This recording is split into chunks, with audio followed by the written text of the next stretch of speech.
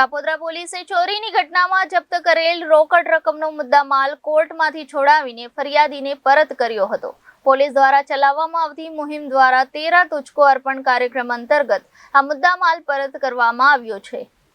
કાપોદ્રા પોલીસે ચોરીની ઘટનામાં જપ્ત કરેલા રોકડ રકમનો મુદ્દામાલ કોર્ટમાંથી છોડાવીને ફરિયાદીને પરત કર્યો હતો। પોલીસ દ્વારા ચલાવવામાં આવતી મુહિમ દ્વારા 13 તુજકો અર્પણ કાર્યક્રમ અંતર્ગત આ મુદ્દામાલ પરત કરવામાં આવ્યો છે। વિગતો અનુસાર 17 એપ્રિલ 2024ના રોજ કાપોદ્રા વિસ્તારમાં ચોરીની ઘટના બની હતી। આ ઘટના વિગતો મુજબ મિત્રએ જ મિત્રના ઘરમાં ચોરી કરાવી હતી। શાકભાજીનો ધંધો કરતા ચંચલસિંહના ઘરમાંથી 5 લાખ રૂપિયાની ચોરી થઈ હતી। ચંચલસિંહે આ બાબતે પોલીસ સ્ટેશનમાં ફરિયાદ કરી હતી। જો કે શરૂઆતમાં ચંચલસિંહે પોલીસને ખોટી માહિતી આપી હતી। અંતે પોલીસને ફરિયાદીએ કહ્યું કે મારા મિત્ર અને મારી સાથે જ રહેતા સુનિલ ઉર્ફે કાલુએ મને ખોટી વિગતો આપવાનું કહ્યું હતું, જેથી પોલીસે કાલુની ઉલટ તપાસ કરી હતી। સુનિલ પોલીસની પૂછપરછમાં કબૂલાત કરી હતી કે તેને મનોજ નામના વ્યક્તિએ 20,000 રૂપિયા ચોરીની મદદ કરવા માટે આપ્યા હતા।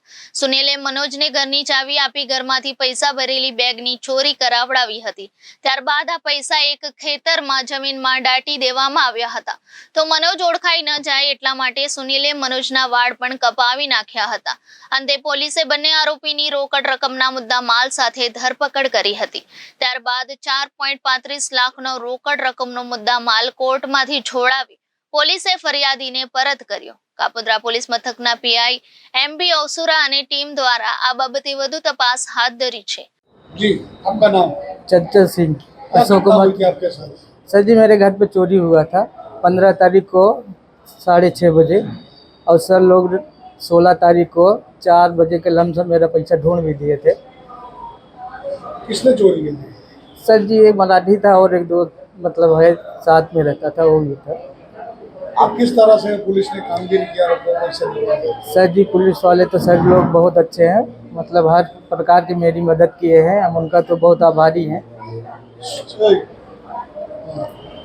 पुलिस को आप क्या कहेंगे? सर जी पुलिस तो पूरा भगवान जैसा है, सब सर लोग का मेरा कोट कोट धन्यवाद है। किस तरह से चोरी की थी चोरी करने वाले? चोरी करने वाले सर जी मेरे घर पे चाबी गुम हो गया था और चाबी से ताला खोल कर चोरी हुआ था। जी सर। जी सर। गई तारीख 17/4/2024ના રોજ કાપોદ્રા વિસ્તારમાં આવેલ કૃષ્ણાનગર સોસાયટીમાં એક ઘરફોડ ચોરીનો બનાવ બનેલો। જે ઘરફોડ ચોરીની વિગત એવી હતી કે એક મિત્રએ જ એના મિત્રના ઘરે બીજા એક ચોરને ઊભા કરી અને ચોરી કરાવેલી અને સાથે જ ફરિયાદ કરવા આવેલ।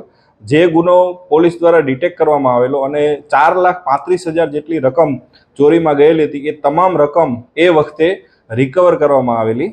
હાલના જે ફરિયાદી હતા એ ખૂબ જ સામાન્ય પરિવારમાંથી આવતા હોય અને મહેરબાન પોલીસ કમિશનર સાહેબની સૂચના અને માર્ગદર્શન મુજબ 13 તુજકો અર્પણ જે વિષય છે એના અનુસંધાને આ તમામ મુદ્દામાલ કોર્ટમાંથી છોડાવવા માટે પોલીસ દ્વારા ફરિયાદીને મદદ કરવામાં આવી અને કોર્ટ દ્વારા હુકમ થઈ આવતા આજે કુલ રૂપિયા 4,35,000 ફરિયાદીને 13 તુજકો અર્પણ કાર્યક્રમ અંતર્ગત કાપોદ્રા પોલીસ સ્ટેશન દ્વારા સુપ્રત કરવામાં આવેલ છે।